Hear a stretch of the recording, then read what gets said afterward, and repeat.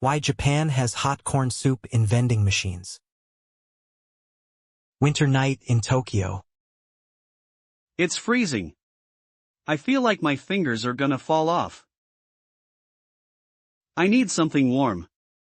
Coffee? Tea? Anything. Wait, what is this? Corn potage?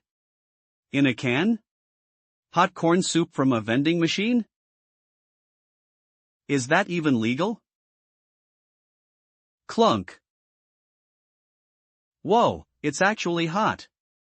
Like, holding a fresh baked potato hot.